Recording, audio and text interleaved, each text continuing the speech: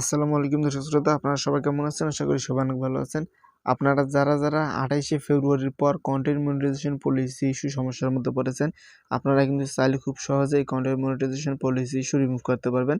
যারা ২৮শে ফেব্রুয়ারির পর পেয়েছেন তারাই শুধু পারবেন। আর যারা এর আগে পেয়েছেন আপনাদেরকে অনেক কাজ করে এই কন্টেন্ট মনিটাইজেশন পলিসি ইস্যুটা রিমুভ করতে হবে।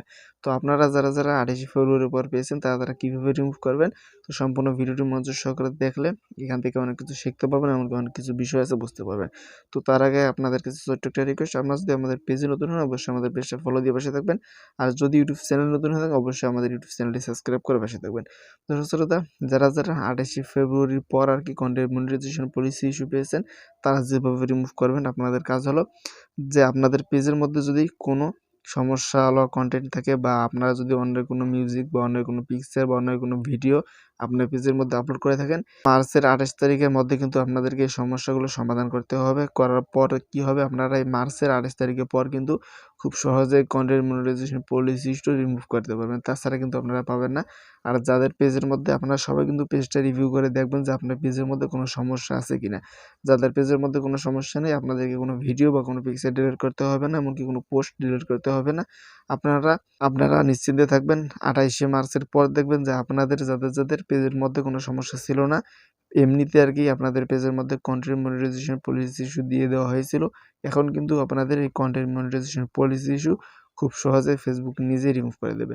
আসলে এই কন্টেন্ট মনিটাইজেশন পলিসি ইস্যু ২৮শে ফেব্রুয়ারির পর কী কারণে আসছে, সেটা হলো যে প্রতি ২৮ তারিখে কিন্তু ফেসবুক আপডেট করা হয়। এই ফেসবুকটাকে কিন্তু আপডেট করে অনেক উন্নত করা হচ্ছে। তো সেজন্য মূলত প্রতি ২৮ তারিখে ২৩ তারিখ থেকে ৩০ তারিখের মধ্যে কিন্তু এই ফেসবুকটাকে আপডেট করা হয়। সেজন্য মূলত এবার কোনো একটা সমস্যার কারণে সবার পেজের মধ্যে, প্রায় লোকের পেজের মধ্যে দেখা যাচ্ছে যে কন্টেন্ট মনিটাইজেশন পলিসি ইস্যু সমস্যাটা দেখা দিচ্ছে।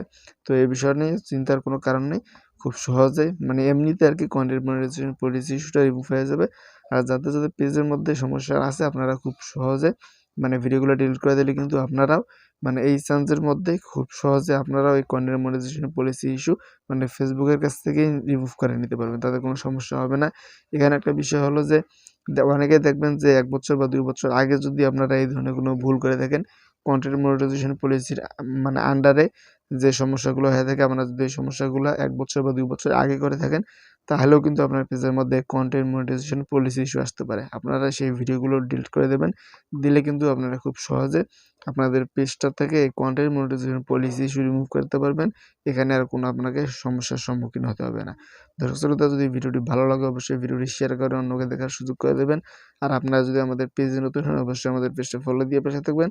আর ইউটিউব চ্যানেলে নতুন হলে অবশ্যই আমাদের ইউটিউব চ্যানেলটি সাবস্ক্রাইব করে পাশে থাকবেন। ততক্ষণ সবাই ভালো থাকবেন, সুস্থ থাকবেন। দেখা হবে নতুন কোনো ভিডিওতে। আল্লাহ হাফেজ।